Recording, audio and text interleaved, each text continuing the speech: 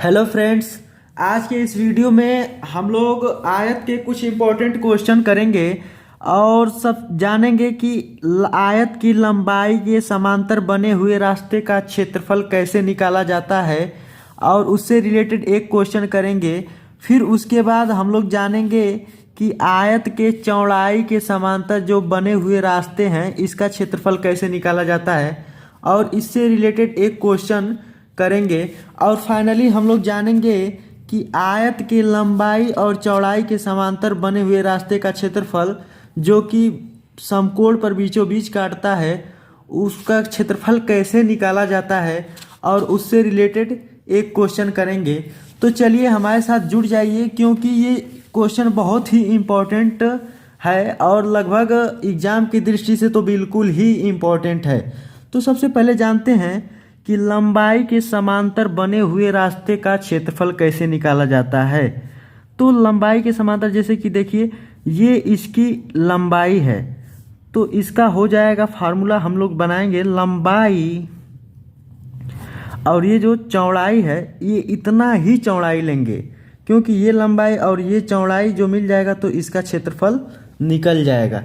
तो लंबाई गुणे रास्ते की चौड़ाई, सिर्फ इस एक फार्मूले से हम लोग इस क्वेश्चन को सॉल्व करेंगे। लंबाई ये पूरी लंबाई हो जाती है और ये रास्ते की चौड़ाई हो जाएगी तो हम इस रास्ते का क्षेत्रफल आसानी से बता सकते हैं। चलिए एक क्वेश्चन करते हैं कि 75 मीटर लंबे और 60 मीटर चौड़े बाग के ठीक बीचों बीच 5 मीटर चौड़ा मार्ग बना है तो मार्ग का क्षेत्रफल क्या होगा। देखिए बहुत ही आसान क्वेश्चन है और इसको सिर्फ फार्मूला पर रख देंगे आंसर निकल आएगा। बोला है 75 मीटर लंबे तो सबसे पहले इसकी लंबाई हो गई 75 मीटर और फिर उसके बाद से बोला है 60 मीटर चौड़े बाग के ठीक बीचों बीच। तो बाग कितना भी चौड़ा हो उससे कोई मतलब नहीं है, जो रास्ता है उसकी चौड़ाई देखेंगे। और चौड़ाई दिया है 5 मीटर चौड़ा मार्ग बना है तो हम लोग फार्मूला पढ़े हैं जो कि है लंबाई गुणे रास्ते की चौड़ाई। सिर्फ लंबाई मिल गया और रास्ते की चौड़ाई हो गई 5 और इसका गुणा कर देंगे तो हमारा क्षेत्रफल निकल कर आ जाएगा। और ये जो क्षेत्रफल आपका निकल कर आएगा ये हो जाएगा रास्ते का क्षेत्रफल, जो कि ये जो रास्ता बना है इसका क्षेत्रफल हो जाएगा। तो 75 का गुणा 5 में करेंगे 5 पचे 25 और 5 सते 35 और 2 37 तो ये हो जाएगा 375 वर्ग मीटर। अब चलिए दूसरा क्वेश्चन करते हैं कि आयत की चौड़ाई के समांतर बने हुए रास्ते का क्षेत्रफल। इसको भी मैं एक लाइन में आपको समझाऊंगा। जैसे कि देखिए ये आयत की चौड़ाई दिया है और रास्ते की चौड़ाई। तो आयत की जो चौड़ाई है, आयत की चौड़ाई इसमें क्या करेंगे कि रास्ते की चौड़ाई मतलब कि ये पूरी आयत की चौड़ाई है और ये रास्ते की चौड़ाई है तो दोनों का गुणा कर देंगे तो इस रास्ते का क्षेत्रफल निकल कर आ जाएगा। तो ये हो जाएगा आयत की चौड़ाई अगुणे रास्ते की चौड़ाई।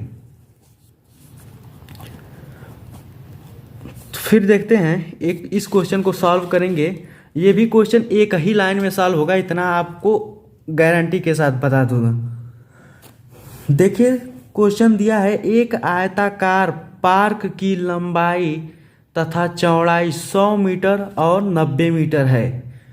पार्क के ठीक बीचों बीच चौड़ाई के समांतर 8 मीटर चौड़ा रास्ता बना है तो रास्ते का क्षेत्रफल ज्ञात करो। बहुत ही सिंपल है। आयत की चौड़ाई दिया है और आयत की लंबाई दिया है। लंबाई हो गया 100 और चौड़ाई हो गया 90। तो हमें क्या चाहिए, हमें चाहिए बस आयत की चौड़ाई और फिर रास्ते की चौड़ाई। आयत का चौड़ाई दिया है 90 और रास्ते की चौड़ाई आपका दिया है 8 मीटर। तो बस आइए सॉल्व करते हैं।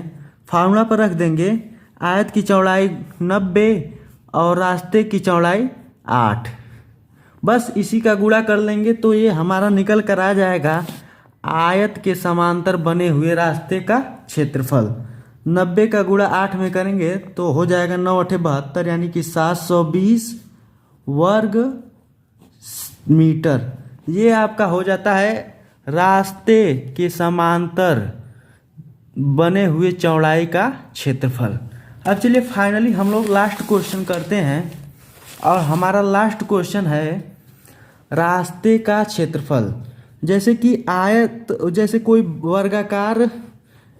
कोई आयताकार पार्क दिया गया है और उसमें से दो रास्ते निकले हैं जो कि दिखाया है लंबाई के समांतर और चौड़ाई के समांतर, और ये जो हैं ये पार्क को बीचों बीच में काटते हैं। तो उसका क्षेत्रफल कैसे निकाला जाएगा? तो उसका क्षेत्रफल निकालने के लिए सबसे पहले हम क्या करेंगे कि जो रास्ते की चौड़ाई है उसको निकालेंगे, रास्ते की चौड़ाई, और फिर उसके बाद से इसका गुणा करेंगे आयत की लंबाई प्लस आयत की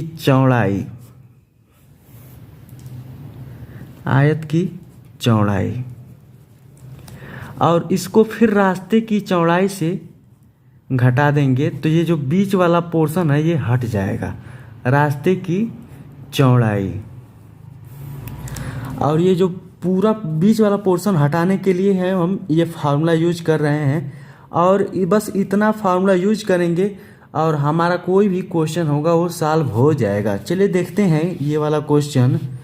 इसमें दिया है कि 150 मीटर लंबा तथा 120 मीटर चौड़ा बाग है और बाग में 10 मीटर पर समकोण पर बीचों बीच रास्ता काट रहा है, तो उस रास्ते का क्षेत्रफल।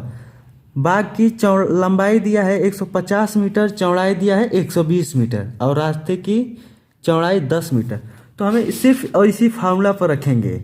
सबसे पहले रास्ते की चौड़ाई, और रास्ते की चौड़ाई दिया है 10 मीटर। फिर उसके बाद आयताकार पार्क की लंबाई दिया है 150 मीटर। फिर आयताकार पार्क की चौड़ाई दिया है 120 मीटर। फिर उसको चौड़ाई जो कि रास्ते की चौड़ाई उससे घटाकर मल्टीपल कर देंगे।